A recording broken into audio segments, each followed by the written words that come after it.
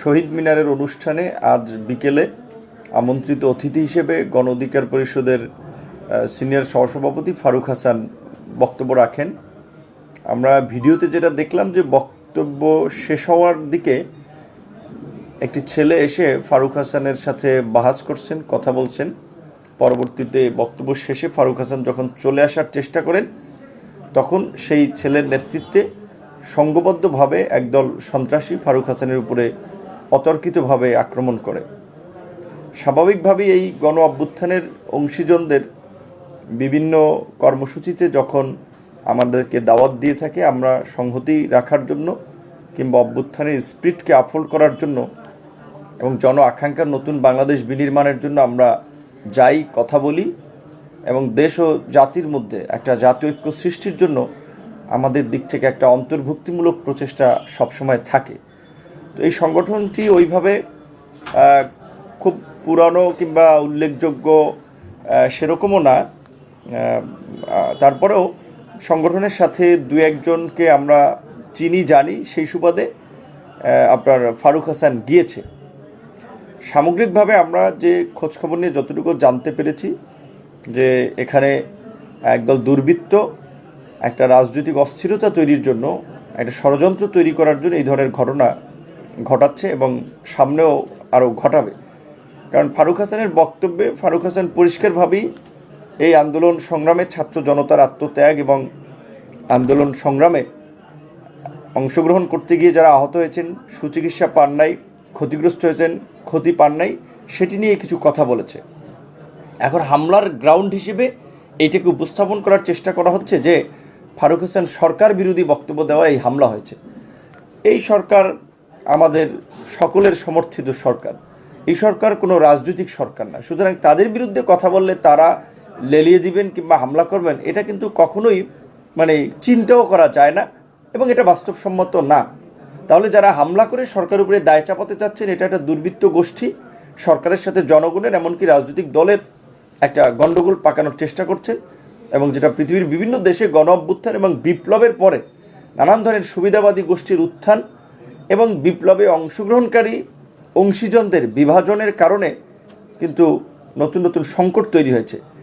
এখন আমরা দেখতে পাচ্ছি এই গণ অভ্যুত্থান এবং বিপ্লবের নামে নতুন নতুন ব্যানার, যেটাকে বলে একটা নতুন নতুন দোকান। এদের অনেকের এই গণ অভ্যুত্থানে ন্যূনতম কোনো অংশগ্রহণ ছিল না।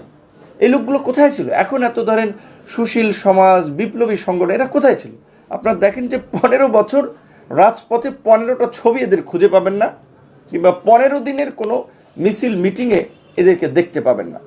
মূলত এই অন্তর্বর্তীকালীন সরকারের সময় এই সমস্ত নতুন নতুন ব্যানার এবং দোকান খুলে ফায়দা নেওয়ার জন্য এবং রাজনৈতিক অস্থিরতা তৈরি করে এই পতিত স্বৈরাচারের দোসরদেরকে সুযোগ সুবিধা দিতে এই সমস্ত ব্যানার এবং নতুন নতুন সংগঠন তৈরি হচ্ছে। এগুলোর প্রোগ্রামে যাওয়ার বিষয়ে আমি মনে করি যারা যাচ্ছে, আমাদের রাজনৈতিক নেতৃবৃন্দ কিংবা অনন্য ব্যক্তিবর্গ, তাদের সচেতন থাকা দরকার। কারণ আমার পরিচয়ের কারণে কিংবা আমি এক জায়গায় গিয়ে বক্তব্য দিলে ওই প্ল্যাটফর্ম স্বীকৃতি পাই। সুতরাং এই বুই4 সংগঠন এগুলোকে কেন আমরা আলোচনায় আনবো এবং এদেরকে কেন মিডিয়াও গুরুত্ব দিচ্ছে এত, এটা আমি জানি না। এই বিভিন্ন ধরনের সংগঠন এখন দেখি, নাম বললে অনেকের নাম বলা লাগবে এবং ব্যক্তিগত একটা শত্রুতা তৈরি হবে, কিন্তু এদের আগে কোনো খবর ছিল না। এখন দেখি এদের এই অস্তিত্ব এবং এই ধরনের সংগঠনগুলোই কিন্তু গণ্ডগোল পাকাবে, রাজনৈতিক ষড়যন্ত্র তৈরি করবে। সেক্ষেত্রে এদের নিবৃত্ত করা দরকার।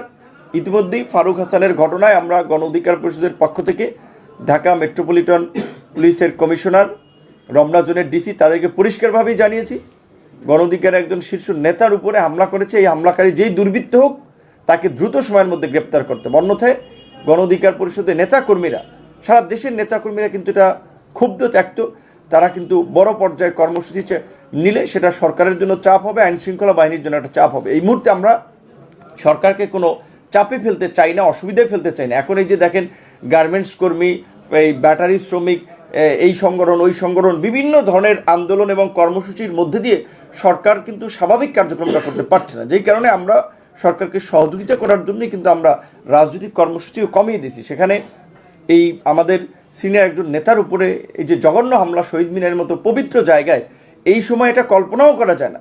এদেরকে যদি গ্রেপ্তার করা না হয় তাহলে আমাদের তো সারা দেশে নেতাকর্মী আছে, ইতিমধ্যে আমাদের নেতাকর্মীরা সোশ্যাল মিডিয়াতেও কিন্তু এদের ছবি প্রকাশ করে বলছে এদেরকে দেখা মাত্রই গণপিটুনি দেওয়া দরকার। এবং আমিও মনে করি যে এই যে যারা এই হামলাটি করেছে এদেরকে উপযুক্ত জবাব আমাদেরকে দিতেই হবে, কারণ এই বিপ্লব এবং গণ অভ্যুত্থানে গণ অধিকার পরিষদ একটি অন্যতম অংশীদারের সংগঠন। 2018 সালে কোটা সংস্কার না হলে 24-এর কোটা সংস্কার আন্দোলন হতো না, আর 2024-এর কোটা সংস্কার আন্দোলন না হলে এই গণ অভ্যুত্থান হতো না। 2024-এ যে গণ অভ্যুত্থানটি হয়েছে সেই গণ অভ্যুত্থান কেন হয়েছে? 2018 সালের আন্দোলনে প্রথম এবং দ্বিতীয় শ্রেণীর সরকারি চাকরিতে কোটা বাতিল হয়েছিল, সেটি আবার ফিরে এসেছে, সেটাকে কেন্দ্র করেই আন্দোলন হয়েছে। এবং এই আন্দোলনেও কিন্তু সেই 2018 সালের কোটা সংস্কার আন্দোলনের নেতৃত্ব দানকারী ছাত্র যুবকরাই কিন্তু ঢাকা সহ সারা দেশে নেতৃত্ব দিয়েছে। সুতরাং সেই আন্দোলনের নেতাদের উপরে হামলা, এটা এই সময় একটা বড় অশনি সংকেত।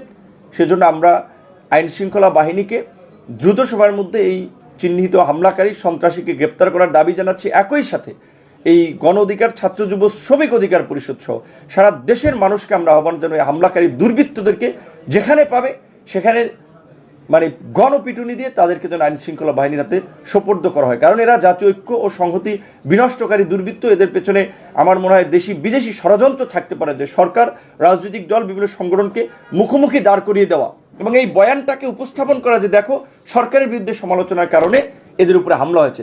এবং সবচেয়ে আরও একটা জঘন্য ঘটনা ঘটেছে, এই সংগঠনের শীর্ষ নেতারা যখন ফারুক হাসানের উপরে হামলা হয়েছে তখন তারা ফারুককে বলেছে যে ছাত্রদলের নেতাকর্মীরা হামলা করেছে, মানে ছাত্রদলকেও এখানে বিলেন বানানোর চেষ্টা করা হয়েছে বা তাদেরকেও মানে একটা ষড়যন্ত্রের মধ্যে ফেলে দেওয়ার চেষ্টা করা হয়েছে যে দেখো ছাত্রদল এখন অসহিষ্ণু হচ্ছে, ছাত্রদল তাদের উপরে হামলা করেছে।